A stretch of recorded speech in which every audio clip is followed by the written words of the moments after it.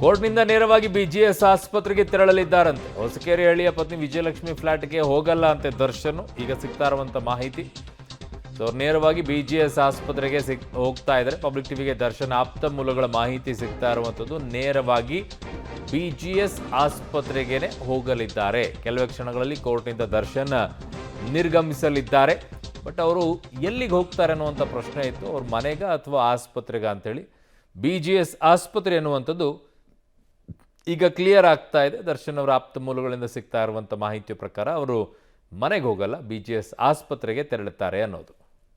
ಕೋರ್ಟ್ನಿಂದ ಈಗ ಬಿಜಿಎಸ್ ಆಸ್ಪತ್ರೆಗೆ ತೆರಳಲಿದ್ದಾರೆ ದರ್ಶನ್. ಅವರ ಜೊತೆಗೆ ಅವರ ಸಹೋದರ ದಿನಕರ್ ಕೂಡ ಇದ್ದಾರೆ, ಧನ್ವೀರ್ ಅವರು ಕೂಡ ಇದ್ದಾರೆ, ಪತ್ನಿ ವಿಜಯಲಕ್ಷ್ಮಿ ಅವರು ಕೂಡ ಇದ್ದಾರೆ. ಅವರ ಫ್ಲ್ಯಾಟ್ಗೆ ಈಗ ದರ್ಶನ್ ಅವರು ಹೋಗಲ್ಲ ಅನ್ನುವಂಥದ್ದು ಸ್ಪಷ್ಟವಾಗಿದೆ.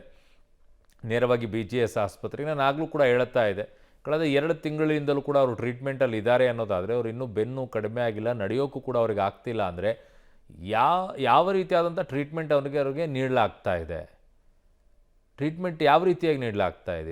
2 ತಿಂಗಳಿಂದಲೂ ಕೂಡ ಅವ್ರಿಗೆ ಗುಣಮುಖನೇ ಮಾಡೋಕ್ಕಾಗ್ತಾ ಇಲ್ಲ.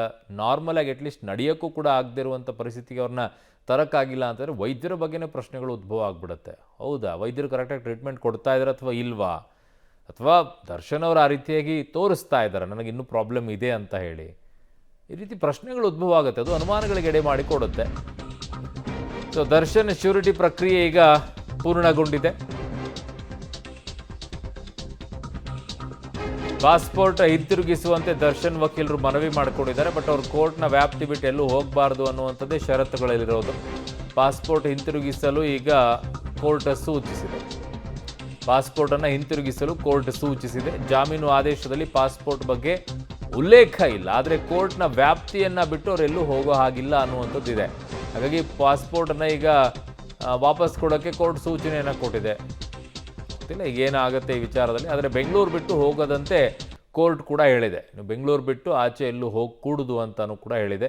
ಪಾಸ್ಪೋರ್ಟನ್ನು ಕೂಡ ವಾಪಸ್ ಕೊಟ್ಟಿದ್ದಾರೆ, ಬೆಂಗಳೂರು ಬಿಟ್ಟು ಆಚೆ ಹೋಗೋಂಗಿಲ್ಲ ಅಂತಲೂ ಹೇಳಿದ್ದಾರೆ.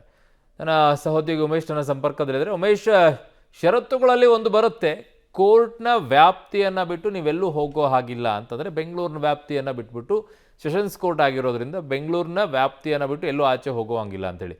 ಪಾಸ್ಪೋರ್ಟು ಕೂಡ ಅದರ ಉಲ್ಲೇಖ ಆಗಿಲ್ಲ ಅಂತ ಹೇಳ್ತಾ ಇದ್ದಾರೆ. ಸೊ ಹಾಗಿದ್ದಾಗ ಪಾಸ್ಪೋರ್ಟನ್ನು ಪಡ್ಕೊಂಡು ಏನು ಪ್ರಯೋಜನ, ಅಥವಾ ನಾಳೆ ಅಪೀಲ್ ಮಾಡೋಕ್ಕೊಂದು ಅವಕಾಶ ಇದೆಯಾ? ನಾನು ವಿದೇಶದಲ್ಲಿ ಹೋಗ್ಬಿಟ್ಟು ಟ್ರೀಟ್ಮೆಂಟ್ ತೊಗೊಳ್ತೀನಿ ಅನ್ನೋದಕ್ಕೆ ಅವಕಾಶಗಳು ಇದೆಯಾ ಇದರಲ್ಲಿ? ಅರುಣ್, ಮತ್ತೆ ಅವರು ಹೆಚ್ಚಿನ ಚಿಕಿತ್ಸೆಗೆ ಅಂತ ಏನಾದರೂ ಪ್ಲ್ಯಾನ್ ಮಾಡಿಕೊಂಡ್ರೆ, ವಿದೇಶಕ್ಕೆ ಹೋಗೋದು, ಮತ್ತೊಂದು ಬೇರೆ ಸಿಟಿಗೆ ಹೋಗೋದು, ಆ ಥರದ್ದು ಏನಾದರೂ ಪ್ಲ್ಯಾನ್ ಮಾಡಿಕೊಂಡ್ರು ಕೂಡ ಕೋರ್ಟ್ಗೆ ಅದಕ್ಕೆ ಅಂತ ಬೇರೆ ಅರ್ಜಿ ಹಾಕಬೇಕು. ಅರ್ಜಿ ಹಾಕಿದ ನಂತರ ಅಲ್ಲಿ ನ್ಯಾಯಾಧೀಶರ ಅನುಮತಿ ಕೊಟ್ಟರಷ್ಟೇ ಅವರಿಗೆ ಹೋಗೋದಕ್ಕೆ ಅವಕಾಶ ಇರುವಂಥದ್ದು. ಮಧ್ಯಂತರ ಜಾಮೀನು ಕೊಡುವಂಥ ಸಂದರ್ಭದಲ್ಲಿ ಅವರು ಈ ವ್ಯಾಪ್ತಿ ಅಂದರೆ ಕೋರ್ಟ್ ವ್ಯಾಪ್ತಿ ಬಿಟ್ಟು ಎಲ್ಲೂ ಹೋಗೋದಿಲ್ಲ ಅನ್ನೋದೊಂದು ಷರತ್ತು ವಿಧಿಸಿನೇ ಪಾಸ್ಪೋರ್ಟ್ನ ಆ ಸಂದರ್ಭದಲ್ಲಿ ವಶಕ್ಕೆ ಪಡೆದಿದ್ರು. ಇವಾಗ ಏನು ಜಾಮೀನು ಸಿಕ್ಕಿದೆ, ಜಾಮೀನು ಸಿಕ್ಕ ನಂತರದಲ್ಲಿ ಈಗ ಆ ಪಾಸ್ಪೋರ್ಟ್ ವಾಪಸ್ ನೀಡುವಂತೆ ಅವರ ಪರ ವಕೀಲರು ಮನವಿ ಮಾಡ್ಕೊತಾರೆ. ಮನವಿ ಮಾಡ್ಕೊಂಡ ನಂತರದಲ್ಲೂ ಕೂಡ ನ್ಯಾಯಾಧೀಶರು ಆ ಸಂದರ್ಭದಲ್ಲಿ ಈ ಕೋರ್ಟ್ ವಾಪಸ್ಸು ನೀಡುವಂತೆ ಸೂಚಿಸ್ತಾರೆ. ಆದರೂ ಕೂಡ ಕೊನೆಗೆ ಒಂದು ಮಾತು ಹೇಳುವಂಥದ್ದು ಅಂದರೆ, ಮತ್ತೆ ಈ ಕೋರ್ಟ್ ವ್ಯಾಪ್ತಿ ಬಿಟ್ಟು ಎಲ್ಲೂ ಹೋಗೋಂಗಿಲ್ಲ ಅನ್ನೋ ಮಾತನ್ನು ಹೇಳಿ ಮಧ್ಯಂತರ ಜಾಮೀನು ವೇಳೆಯನ್ನು ಆ ಸಂದರ್ಭದಲ್ಲಿ ಏನು ಪಾಸ್ಪೋರ್ಟ್ ಏನು ವಶಕ್ಕೆ ಪಡೆದಿದ್ರು ಅದನ್ನು ಈಗ ನಟ ದರ್ಶನ್ಗೆ ವಾಪಸ್ ನೀಡಿದ್ದಾರೆ. ವಾಪಸ್ ನೀಡಿದ ನಂತರದಲ್ಲಿ ಆ ಷರತ್ತುಗಳಲ್ಲಿ ಅದನ್ನು ಉಲ್ಲೇಖ ಮಾಡಿರುವಂಥದ್ದು, ಕೋರ್ಟ್ ವ್ಯಾಪ್ತಿ ಬಿಟ್ಟು ಈಗಲೂ ಕೂಡ ಎಲ್ಲೂ ಹೊರಗಡೆ ಹೋಗೋಂಗಿಲ್ಲ ಅನ್ನೋ ಮಾತನ್ನು ಹೇಳಿ ನ್ಯಾಯಾಧೀಶರೀಗ ಆ ಪಾಸ್ಪೋರ್ಟ್ನ ವಾಪಸ್ ಕೊಟ್ಟಿರುವಂಥದ್ದು. ಅವ್ರೇನಾದರೂ ಹೆಚ್ಚಿನ ಚಿಕಿತ್ಸೆ ಅಥವಾ ಬೇರೆ ದೇಶಕ್ಕೆ ಸಿನಿಮಾ ಶೂಟಿಂಗು ಮತ್ತೊಂದು ಏನಾದರೂ ಹೋಗಬೇಕು ಅಂದರೂ ಕೂಡ ನ್ಯಾಯಾಧೀಶರಿಗೆ ಮತ್ತೆ ಸಂಬಂಧಪಟ್ಟ ನ್ಯಾಯಾಲಯಕ್ಕೆ ಅರ್ಜಿ ಸಲ್ಲಿಸಿ, ಅರ್ಜಿ ಪ್ರತಿವಾದ ಆದ ನಂತರವಷ್ಟೇ ಅವ್ರಿಗೆ ಅನುಮತಿ ಕೊಟ್ಟರೆ ಅವರು ಹೋಗ್ಬೋದು. ಉಳಿದಂತೆ ಎಲ್ಲೂ ಕೂಡ ನಟ ದರ್ಶನ್ ಹೋಗೋಂಗಿಲ್ಲ. ಕೋರ್ಟ್ ವ್ಯಾಪ್ತಿಯಲ್ಲೇ ಟ್ರೀಟ್ಮೆಂಟ್ ಪಡ್ಕೋಬೇಕು, ಕೋರ್ಟ್ ವ್ಯಾಪ್ತಿಯಲ್ಲೇ ಇರಬೇಕಾಗುತ್ತೆ. ಮತ್ತು ನಿರ್ದಿಷ್ಟ ಸಮಯಕ್ಕೆ ಕೋರ್ಟು ಅಥವಾ ಸಂಬಂಧಪಟ್ಟ ಪೊಲೀಸ್ ಠಾಣೆ ಏನಿದೆ ಅಲ್ಲಿಗೂ ಕೂಡ ಹಾಜರಾಗಬೇಕು ಅಂತ ಆ ಷರತ್ತುಗಳಲ್ಲಿ ಉಲ್ಲೇಖ ಮಾಡಿರ್ತಾರೆ. ಅದ್ರ ಪ್ರಕಾರ ಅವರು ಕಡ್ಡಾಯವಾಗಿ ಹಾಜರಾಗಬೇಕಾಗುತ್ತೆ. ಓಕೆ ಉಮೇಶ್, ಹಾಗೆ ಸಂಪರ್ಕದಲ್ಲಿರಿ.